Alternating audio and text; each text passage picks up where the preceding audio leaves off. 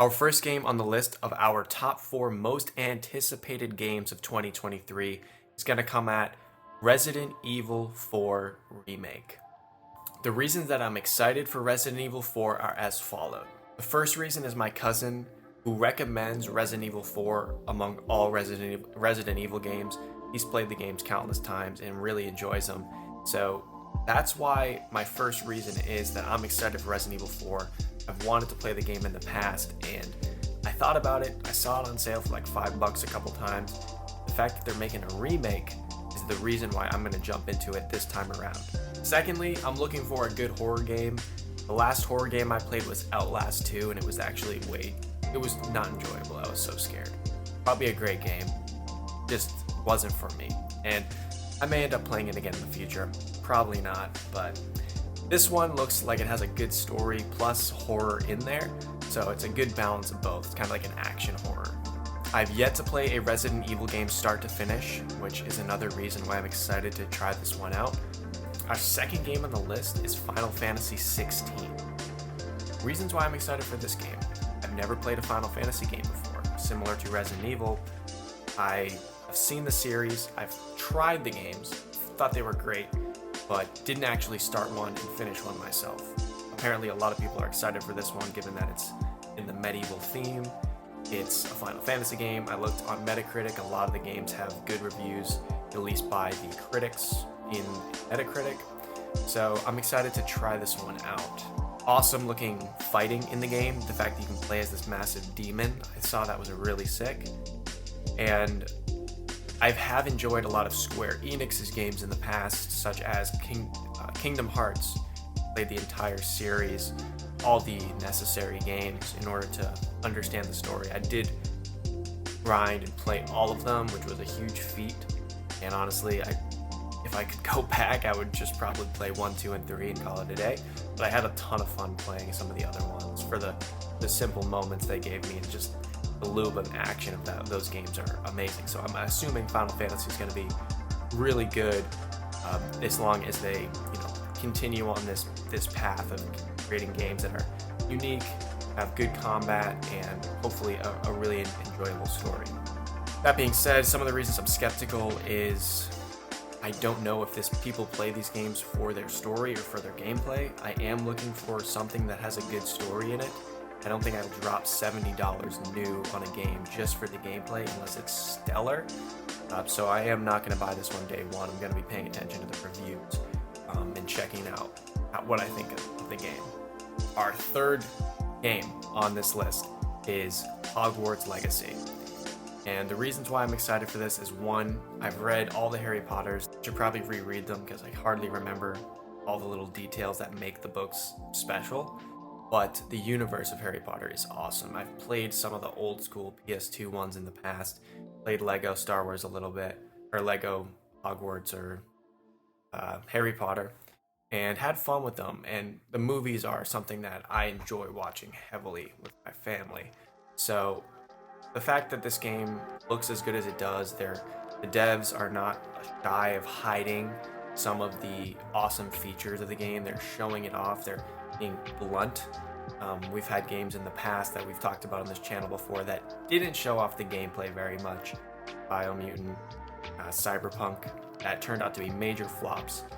And I like that they're not hiding what they have in this game.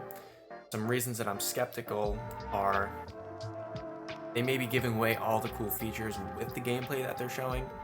I would hate to see that be the case. I don't think it's the case. Hope it's not the case.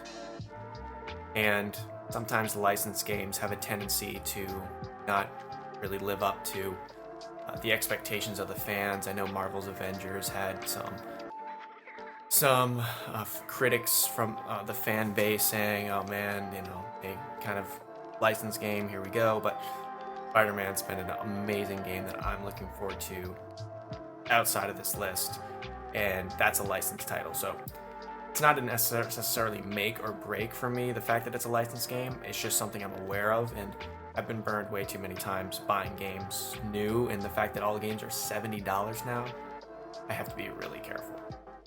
Am I buying it day one?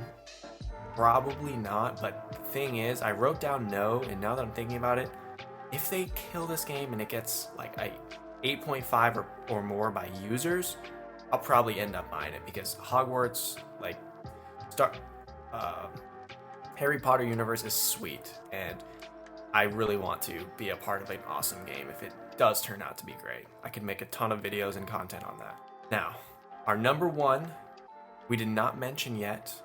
I do have a couple honorable mentions. Diablo 4.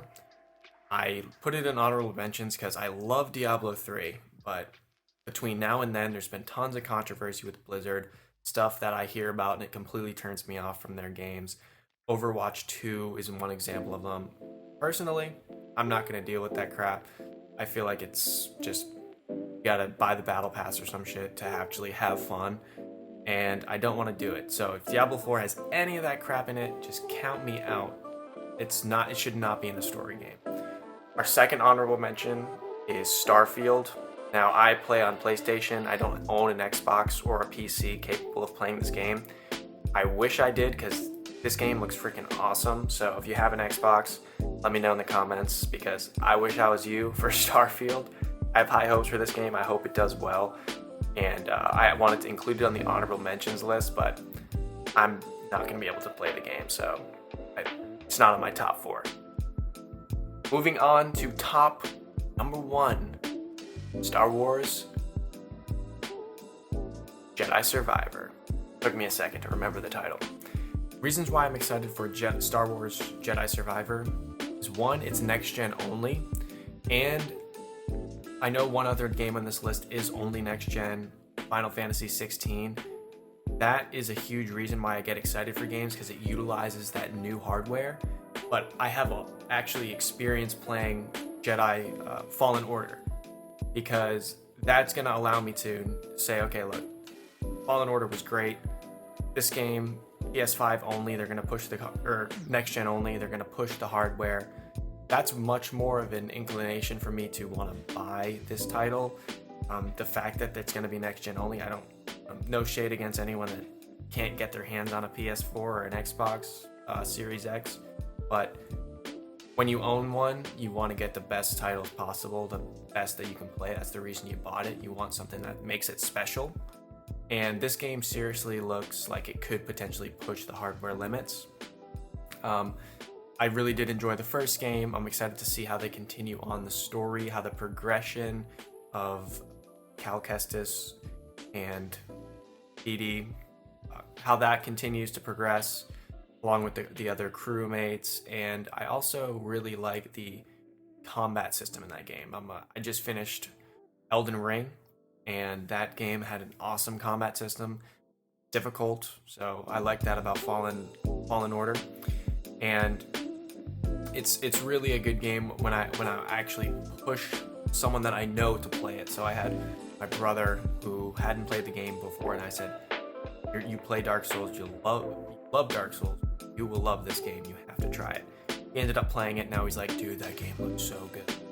So I'm excited for games that I'm able to share with people that I want to play, and when they do play it, it's even better. I'm glad that he did, but that just goes to show that the game had a big impact on me when I'm recommending it to people.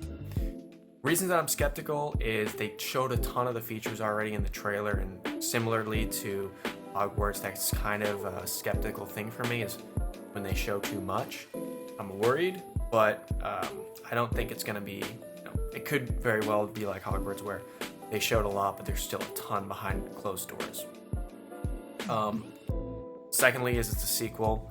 Sometimes with sequels, they're never as good as the first. Last of Us Part 2, that's my opinion. And then the third thing I put is EA. I just feel like they have a tendency to screw things up. They didn't screw up the first game, so hopefully they don't touch the second one. But that's potentially a reason why I'm skeptical. Buying day one, maybe. I have to check on how long the game is. If the game is just a brief, like 10, 12-hour story, there's no way I'm buying it. But I'm looking for something around 20 to 25 hours of gameplay, so that will motivate me to buy the game for $70. I do need a new game to play, so any game on this list when it does drop, if it lives up to the hype, could potentially be a day one purchase for me. It just needs to perform.